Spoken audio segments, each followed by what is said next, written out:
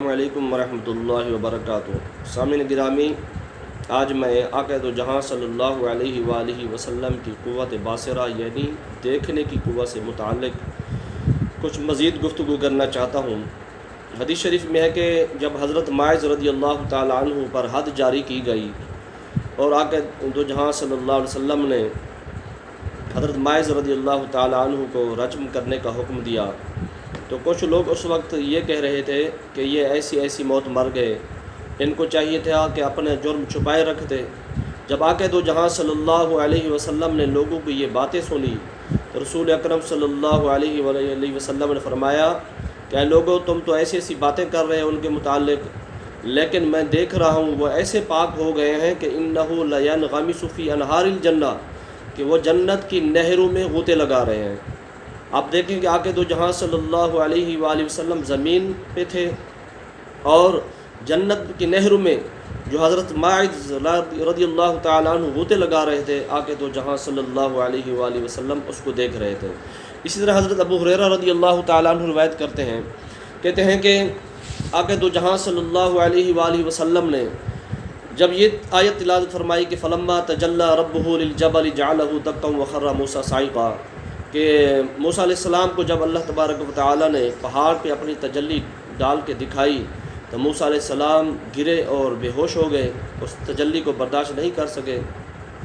یہ آیت جب تلاوت فرمائی، اس کے بعد آقا دو جہاں صلی اللہ علیہ وآلہ وسلم نے فرمایا لما تجلی اللہ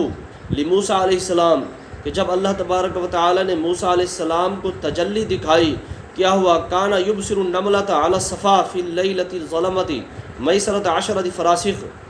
کہ موسیٰ علیہ السلام نے جب اللہ تبارک و تعالیٰ کی یہ تجلی دیکھی اور دیکھی بھی ڈائریکٹ نہیں دیکھی، پہاڑ پہ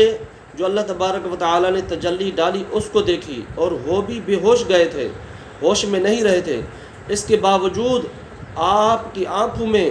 وہ فیض آ چکا تھا کہ آپ علیہ السلام اندھیری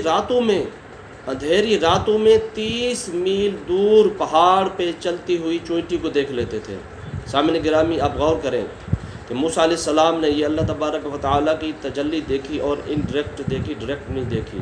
اور ہوش میں بھی نہیں رہے، بے ہوش ہو گئے۔ اس کے باوجود اتنا آنکھوں میں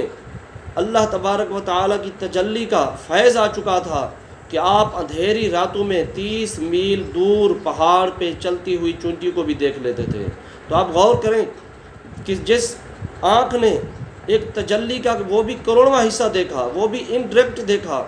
اس کی آنکھ کی طاقت کا یہ عالم ہے۔ جس آنکھ نے آقا دو جہاں صلی اللہ علیہ وسلم کی آنکھ نے یعنی اللہ تبارک و تعالیٰ کا دیدار عین جلموں کو دیکھا اور سامنے بیٹھ کے دیدار کیا جن آنکھوں نے، ان آنکھوں کی دیکھنے کی طاقت کا کیا عالم ہوگا۔ سامعین گرامی، آپ اس سے اندازہ لگا سکتے ہیں کہ اللہ تبارک و تعالی نے رسول اکرم صلی اللہ علیہ وآلہ وسلم کو دیکھنے کی کتنا طاقت عطا فرمائی کہ موسیٰ علیہ السلام نے تو ایک تجلی کا بھی کروڑواں حصہ دیکھا، وہ بھی انڈائریکٹ دیکھا، تو اللہ برداشت نہیں کر سکے، لیکن اللہ کے حبیب مکرم صلی اللہ علیہ وسلم نے اللہ تبارک و تعالیٰ کے سامنے بیٹھ کر اللہ تبارک و تعالیٰ کا دیدار کیا اور اپنی آنکھوں سے دیدار کیا، عین جلووں کو دیکھا۔ یہ کتنا طاقت اللہ تبارک و تعالیٰ نے اپنے حبیب مکرم صلی اللہ علیہ وسلم کی آنکھوں میں رکھی ہے کہ اللہ تبارک و تعالیٰ نے اتنا آنکھوں کی طاقت رکھی ہے دیکھنے کی، زمین پہ بیٹھ کے آسمانوں کی چیزیں دیکھتے ہیں اور آسمانوں پہ بیٹھ کے زمینیں کی چیزیں دیکھتے ہیں، اور جو نبی باقی نبی اللہ تبارک و تعالیٰ کی تجلی کا کروڑواں حصہ برداشت نہیں کر سکتے، لیکن یہ ایسے نبی ہیں اللہ تبارک و تعالیٰ نے ان کو ایسی دیکھنے کی طاقت دی ہے کہ یہ سامنے اللہ تبارک و تعالیٰ کے بیٹھ کر اللہ تبارک و تعالیٰ کی یہ آنکھیں جو ہے نا دیدار کر